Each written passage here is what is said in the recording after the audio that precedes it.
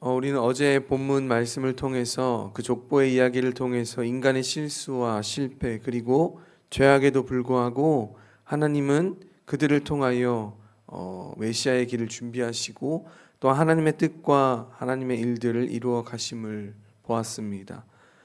오늘 말씀은 이제 그 아기 예수님의 탄생을 마리아가 알게 되죠. 남녀의 생물학적인 방법이 아닌 물리적이고 과학적으로는 설명할 수 없는 방법인 성령으로 잉태된 사실을 마리아가 알게 됩니다. 그런데 여러분, 사실 이 사실을 알게 되거나 아니면 여러분들이 마리아의 입장이 되었다면 어떤 마음과 생각이 가장 먼저 들까요? 하나님의 말씀이니 그리고 이 땅을 구원할 메시아를 내가 잉태하였으니 너무 기쁘다, 감사하다, 이런 마음이 들었을까요? 여러분, 사실 남 이야기니까 이러한 마음이 든다 뭐 이렇게 생각할 수도 있겠지만, 만약 이 일이 나의 일 아니면 우리 가족 중에 누가 이런 일을 겪었다라고 한다면 여러분, 감사보다는 아마 불편함 혹은 어려움, 두려운 마음이 아마 더 컸을 것입니다. 그리고 이 당시에 유대 사회에서 처녀가 임신을 했다라고 하는 사실이 드러난다면 여러분, 율법을 범한 죄이기 때문에 돌에 맞아 죽어야 할 이유 중에 하나이기도 했습니다. 그렇기 때문에 이 소식을 들었던 요셉은 있을 수 없는 일이기 때문에, 그리고 율법대로 한다면 정말 마리아를 고발하고 자신의 명백함을 입증해야 했습니다. 그러나 그래도 요셉은 성경이 말하기를 의로운 사람이다, 오늘 본문 19절 말씀에 기록하고 있습니다. 그래서 이 사실을 자신만 알고 조용히 이 관계를 정리하면 아무도 모르고, 그리고 마리아는 조용히 또 생명을 보존하면서 살 수 있겠다라고 그렇게 생각했습니다. 요셉은 이러한 마음이 넓은 사람이었죠. 아니 끝까지 책임져야 의로운 사람이고 멋있는 사람이지 그렇게 생각할 수도 있겠지만, 여러분, 이 당시 율법대로라면 마리아는 이미 죽을 목숨이었습니다. 하지만 요셉은 마리아를 사랑했기에 자신이 조용히 이 관계를 정리하면 마리아는 율법의 그 형법을 피하고 이러한 모든 수치와 모멸을 벗어날 수 있다라고 그렇게 생각한 것이죠. 마리아를 너무나도 사랑했기에 내린 결단이었고, 또한 마리아를 위한 마지막 배려였습니다. 이렇게 요셉이 이러한 마음의 결심을 한 이날, 주의 사자가 요셉의 꿈에 나타납니다. 그래서 이렇게 말씀하죠. 다윗의 자손 요셉아, 내 아내 마리아 데려오기를 무서워하지 말라. 그에게 잉태된 자는 성령으로 된 것이니라. 이렇게 이야기합니다. 여러분, 하나님은 창조의 질서를 넘어 인간의 능력으로 설명할 수 없는 새로운 생명의 역사를 하나님의 방법대로 이루시는 분이십니다. 그래서 천사는 마리아가 나는 이 아이의 이름을 예수라 하라 라고 요셉에게 말해줍니다. 여러분, 이 꿈을 꾼 요셉의 마음이 어땠을까요? 아니, 여러분에게 이러한 꿈을 주시고 이러한 꿈을 꾸었다면 또 어떻게 하시겠습니까? 지금 요셉과 같은 그 상황에 처해 있는데 이 모든 일이 성령께서 행하시는 일이니 이 일을 받아들이고 마리아를 아내로 맞이하라.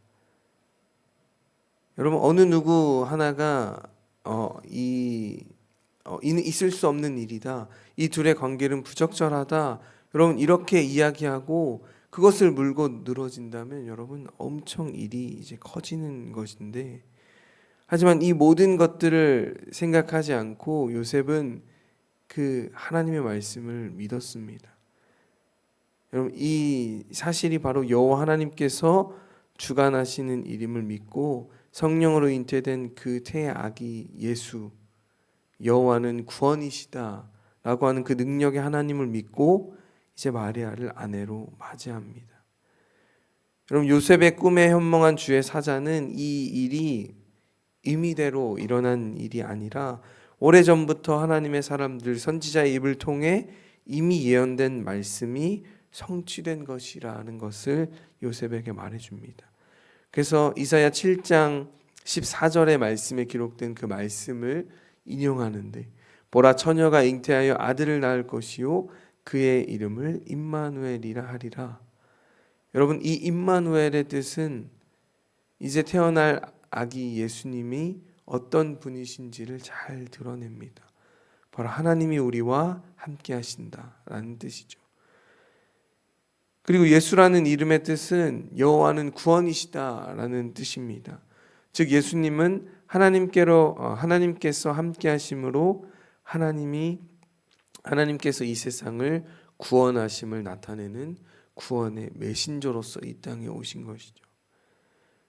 그리고 예수님은 마지막 때 예수님께서 다시 부활하시고 하늘로 올라가시기 전에 제자들을 향해 이렇게 말씀하셨습니다. 마태복음 28장 20절 말씀에 세상 끝날까지 너희와 항상 함께 있으리라. 여러분, 예수님께서는 늘 언제나 우리와 임마누엘 하실 것임을 또 한 번 말씀을 통해 약속해 주신 것이죠. 그래서 어찌 보면 마태복음 시작과 끝이 모두 다 하나님이 우리와 함께 하신다라는 이야기를 하고 있는 책과도 다름이 없습니다.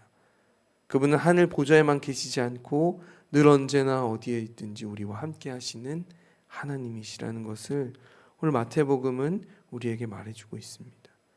요셉은 주의 사자가 명한 대로 마리아 데려오기를 두려워하지 않았습니다. 여러분, 이 믿음의 결단과 순종이 하나님의 구원 역사의 통로가 된 줄 믿습니다. 요셉의 이 순종의 결단을 하나님께서 사용하신 것이죠. 여러분, 우리는 인생의 어두움 속에 혼자 있다라고 느낄 때가 종종 있습니다. 마치 마리아와 요셉이 그랬던 것처럼 왜 이런 일이 나에게 일어날까? 그래서 하나님의 뜻이 이해되지 않고 또 그리고 때로는 길이 막힌 것과 같은 그런 절망스럽고 원망스러운 상황도 있겠죠. 그러나 오늘 주님께서 우리에게 동일하게 말씀하십니다. 두려워하지 말라. 내가 너와 함께 할 것이다. 또 놀라지 말라. 나는 내 하나님이 될 것이고 내가 너를 굳세게 할 것이며 너를 도와주고 참으로 나의 의로운 손으로 너를 붙잡아 줄 것이다. 내가 늘 언제나 임마누엘 하겠다. 주님은 오늘도 우리에게 약속하시는 줄 믿습니다.